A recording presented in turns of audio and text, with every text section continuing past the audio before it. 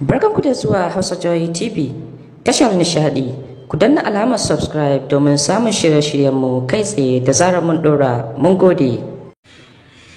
Jami'an hukumar 'yan sandan farin kaya ta Najeriya wato DSS sun yi nasarar kama wani da ake zargin shugaban 'yan Boko Haram ne a jihar Ogun. Majiya kwarara daga hukumomin tsaro ta tabbatar da kama wanda ake zargi. Tana mai cewa sai da aka yi gumurzu sannan aka ci galaba a kansa. Majiyar ta kara da cewa a daren ranar Lahadi aka kama shi kuma yana hannun hukumar 'yan sandan farin kaya ta DSS. Amma kakakin rundunar hukumar Peter Afunanya bai ce komai ba game da faruwar lamarin.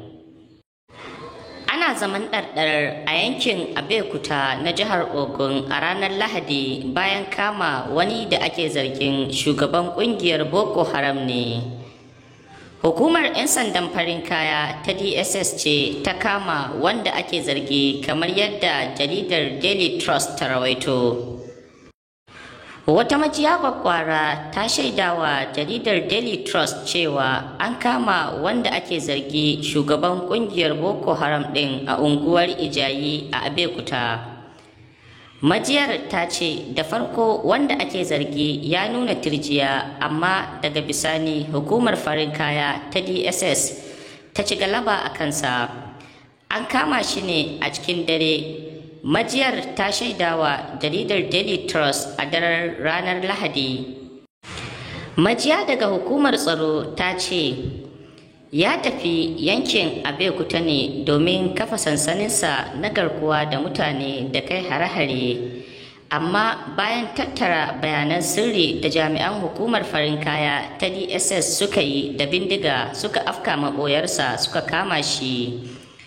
Ba abu mai sauƙi ba ne bayyana bayanan sirri cikin ikon Allah. Jami'an hukumar suka kama wanda ake zargi shugaban ƙungiyar Boko Haram ne. Akwai irinsu da yawa amma ba barci muke ba, in ji majiyar. Wakilin jaridar Legit ya shaida cewa har yanzu wanda ake zargi yana hannun hukumar 'yan sandan farin kaya ta Najeriya wato DSS. Hakan na zuwa ne a lokacin da ake zargin 'yan ta'adda na shirin kai hari a wasu jihohin kudu maso yammacin ƙasar Najeriya.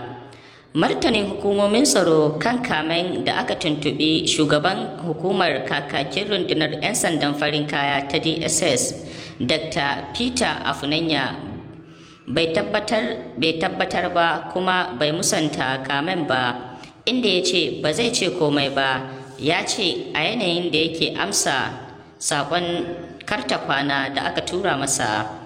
Kakakin 'yan sandan jihar Abimbola ya ce ba shi da labarin kamen, zai bayyana komai da komai idan ya tattara bayanan da aka tura masa.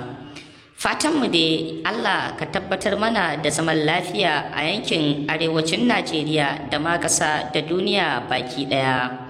Idan yau ne farkon zuwan ku wannan tasha, muna so ku danna mana alamar subscribe sannan ku danna ƙararrawar sanarwa domin samun shirye-shiryenmu kai tsaye da zarar mun ɗora masu tushe da inganci.